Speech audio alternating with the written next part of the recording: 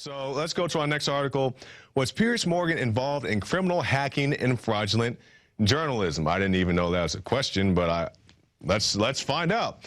Throughout his career, Morgan seems to have been involved in a litany of ethically questionable issues, but the latest involves charges stemming from his time as editor of Britain's Daily Mirror newspaper in 1995 through 2004.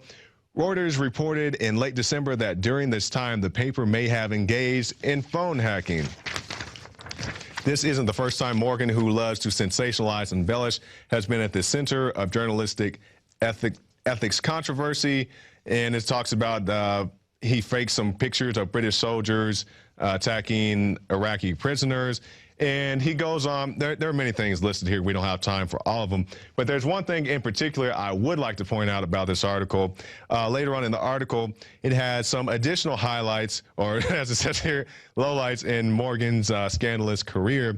In 2002, he claimed that then British Prime Minister Tony Blair's wife was trying to get him fired. Now, this is where the hypocrisy comes in, because when Alex Jones says the government is trying to do something, oh, it's a conspiracy, it's not real, it's all these other things, it's fictional. But he can say, yes, this politician's wife, and she may be a politician herself, I don't really keep up with the matters over there, but this politician's wife is trying to get me fired. And so, you know, when we say something that's crazy, unfounded, but he can make such a claim, and that may very well be true, what Piers Morgan said. But when we say something, it's unfounded and crazy and kooky and all these other things. So we'll move on to our next article. MF Global judge nixes customer group's bid to dispose of Corzine. This is John the Slime Corzine, I guess, that he's become known. So let's take a look at this.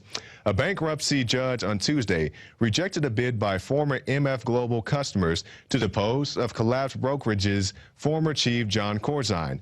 In a written ruling in the U.S. bankruptcy court in Manhattan, Judge Martin Glenn said that the Commodity Customer Coalition, which had sought the permission to question Corzine and another former MF Global insider, lacked standing because it is not a direct creditor in the case. The article goes on to call the group basically a watchdog.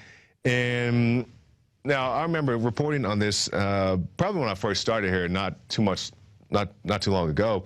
And they were saying the FBI may investigate Corzine, and it's pretty much saying the same thing now. So from what, 6 months ago to now, it's still the FBI may look into it. And people say, if you're new to the scandal, people say, what do? They stole a lot of money from a lot of people. I don't have the exact numbers, and you know, so I'm not going to go into what it was. There's a lot of money from a lot of people, including one, Gerald Celente, who has been a guest on our show many, many times. Go dig in the archives, see what he has to say about it.